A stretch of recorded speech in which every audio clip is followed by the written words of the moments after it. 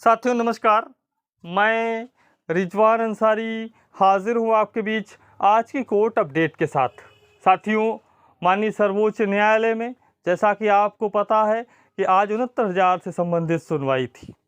सुनवाई से पहले कल से ही 2-3 दिन पहले से ही पूरे प्रदेश में एक माहौल बनाने का प्रयास किया गया कि आज की तारीख लग गई है, 69,000 पे 32 में सुनवाई होगी, आमुक आमुक तमाम प्रकार की चीज़ें बताई गई। आज जब कोर्ट बैठी और जैसे ही इस केस का नंबर आया, मैं आपको बिना किसी लाग लपेट के और बिना किसी पक्षपात के सारी बात बताने जा रहा हूँ। बीएड और बीटीसी की तरफ से, सरकार की तरफ से तमाम सारे वकील जिनका भी हित प्रभावित हो रहा था, वो सारे लोग कोर्ट में उपस्थित थे, मौजूद थे सबने। और इधर से एक वकील थे आनंद नंदन और बीएड की तरफ से अमित पवन साहब थे। बात यहाँ पे पेच कहीं ना कहीं फंसने लायक है, वो हम अभी थोड़ी देर में डिस्कस उस पर कर लेंगे। पहले आज सुनवाई में क्या हुआ इस पे बात कर लेते हैं।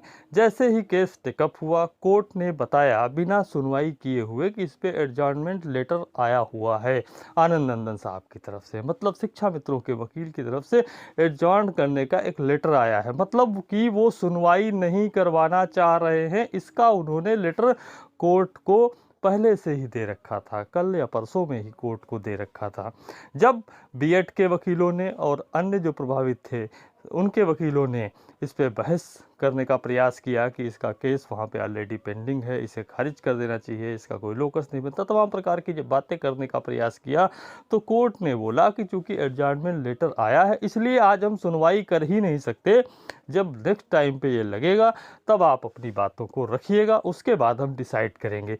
अब यह माहौल भी बनाने का प्रयास किया जा रहा है कि याचिका एक्सेप्ट हो गई। हम आपको बताते चले कि एडजॉर्नमेंट लेटर शिक्षा मित्रों की तरफ से दिया गया है, जिसके तहत किसी भी प्रकार की याचिका, तब तो अभी जजमेंट, अभी ऑर्डर आएगा सुप्रीम कोर्ट का, उसमें स्पष्ट रूप से यह लिखा भी होगा। ना ही कोई नोटिस इशू हुआ है किसी पार्टी को, ना ही कोई जवाब तलब किया गया है सरकार से, और ना ही उस पर कोई कोर्ट ने टिप्पणी की है। उसमें सीधे सीधे यह एडजॉर्नमेंट के आधार पे, चूँकि वो सुनवाई करने के पक्ष में नहीं थे, वो बहस करने की स्थिति में नहीं थे, इसलिए उन्होंने लेटर लगाया, कारण दिया।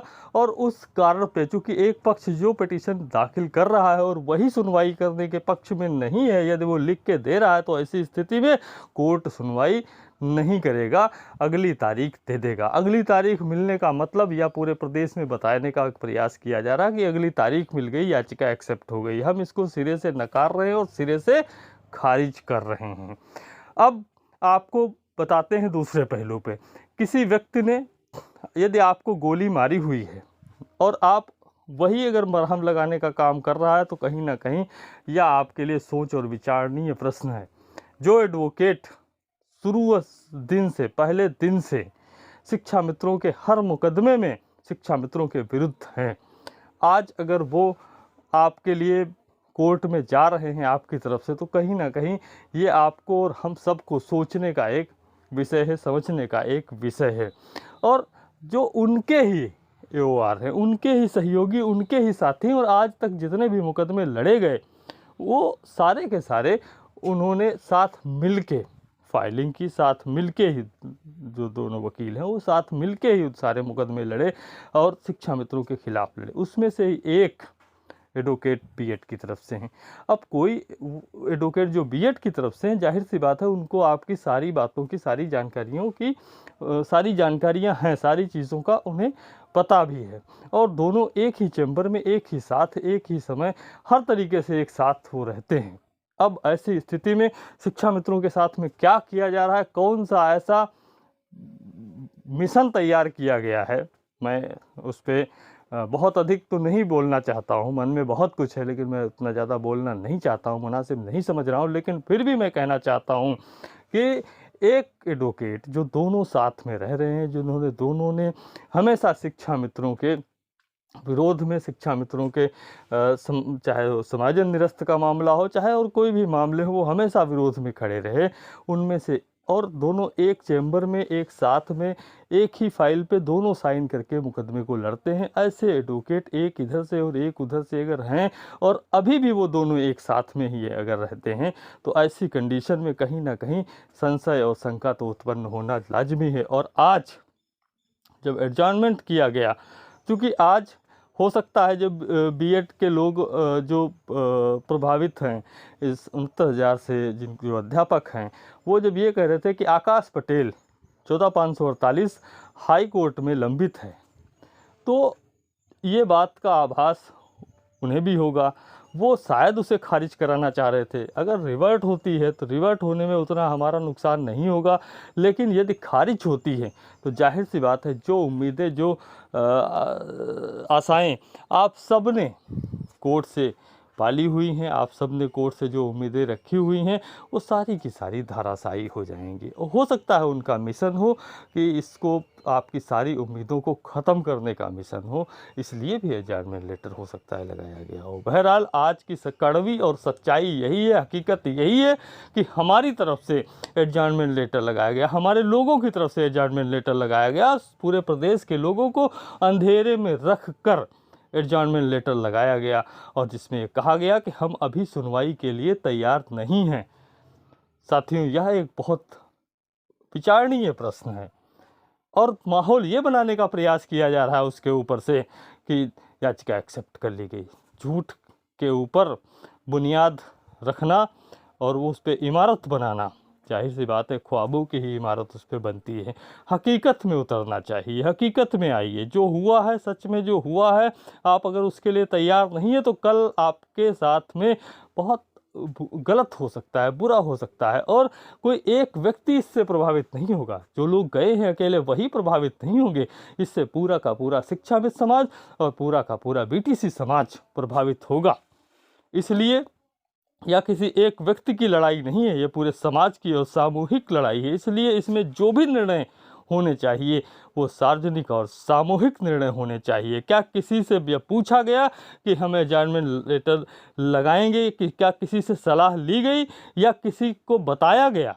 कल तक तो यही बताया जा रहा था, आज तक तो यही बताया जा रहा था कि सुनवाई होगी, जबकि पहले से ही वहाँ पे 2 दिन पहले से ही, 3 दिन पहले से ही एडजॉर्नमेंट लेटर माननीय सर्वोच्च न्यायालय में दाखिल किया जा चुका था। जाहिर सी बात है कुछ ना कुछ छुपाया जा रहा है, लोगों को गुमराह किया जा रहा है। लोगों को गुमराह नहीं किया जाना चाहिए, हमारी ऐसी मांग है। जो भी चीज़ें हों जो हम कोर्ट में करते हैं, कभी भी हमने भी अगर कुछ किया है तो हम पहले लोगों के समक्ष रख देते हैं। अपने कम से कम एक टीम हमने बना रखी है, पूरे प्रदेश से, हर जनपद से जो लोग हैं उनके सामने हम ज़रूर बात रख देते हैं कि हम ऐसा ऐसा करना चाहते हैं। उन कम से कम 150 लोगों को तो भरोसे में लिया जाना ही चाहिए था, जबकि किसी एक व्यक्ति को भी भरोसे में नहीं लिया गया। और सुनवाई, आज की जो सुनवाई थी उसमें एडजॉर्न करने के लिए, इसको आगे बढ़ाने के लिए जो पिटिशनर्स थे उनके ही तरफ से एक लेटर बाकायदा माननीय सर्वोच्च न्यायालय को देते हुए ये कहा गया कि हम अभी सुनवाई के लिए तैयार नहीं हैं। बहुत ही गंभीर विषय है यह। अगर कोई विरोधी ये बात कहता तो बात समझ में भी आती थी कि हो सकता है उसे पिटीशन देर में मिली हो सकता है उसकी तैयारी ना हो सकता है उसके पास कोई वो वकील नहीं कर पाए हों।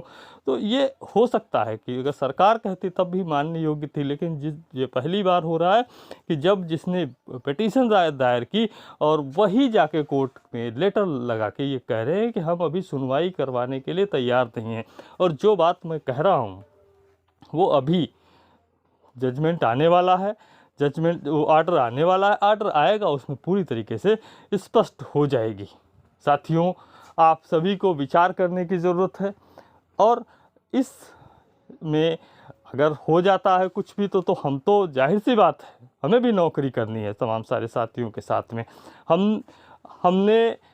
हम अगर अपने बारे में अगर किसी को ये बताएं या किसी को जानकारी दें तो मेरे हिसाब से आज की तारीख में वो बेईमानी होगी, क्योंकि हमने जो अहद और संकल्प लिया था उस समय उस पर हम आज भी अडिग हैं, खड़े हुए हैं।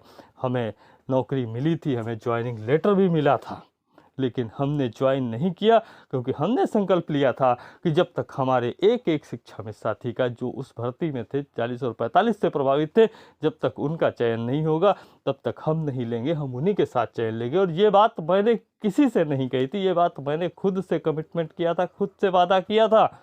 और जब ज्वाइनिंग लेटर मिला, सारे नातेदार रिश्तेदार सभी ने हमारे ऊपर प्रेशर बनाने का प्रयास किया कि आपको ज्वाइन कर लेना चाहिए। लेकिन उस समय हमने यह निर्णय लिया था अपने मन को मजबूत करते हुए कि जब तक हमारे एक एक साथी जो प्रभावित हैं इससे, उनका हित नहीं होगा तब तक हम ज्वाइन नहीं करेंगे।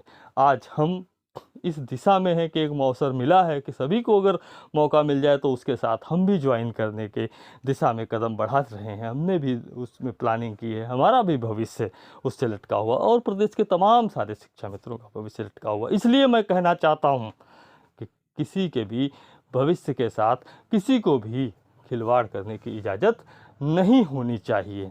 आप सभी को यह सोचना चाहिए, आप सभी को ये विचार करना चाहिए, जरूर रूप से, अवश्य रूप से आपको ये विचार करना चाहिए कि जिसने आपको घाव दिया है, जिसने आपको जख्म दिया है, अगर वही आपका मरहम लगाने आ रहा है तो जाहिर सी बात है अगर आप उसके ऊपर विश्वास कर ले जा रहे हैं तो ये कहीं ना कहीं आपकी मूर्खता होगी। जिसने आपके 8000 साथियों की जो हत्या हुई है, 8000 साथी जो काल के गाल में समा गए हैं, जो उसके लिए दोषी हैं, अगर वही आपके ऊपर मरहम लगाने आ रहे हैं तो हम तो जाहिर सी बात है उनसे हमेशा सजग रहेंगे। और आज उसकी एक वानगी भी माननीय सर्वोच्च न्यायालय में देखने को मिली है। साथियों, हम बहुत कुछ आपके सामने कहना चाह रहे हैं लेकिन समय की पाबंदी है। हम जल्द ही शीघ्र ही आपके बीच उपस्थित होने का प्रयास और प्रयत्न करेंगे। तब तक के लिए आप सभी साथियों का बहुत बहुत धन्यवाद। आपके संघर्ष का साथी रिजवान अंसारी। जय हिंद।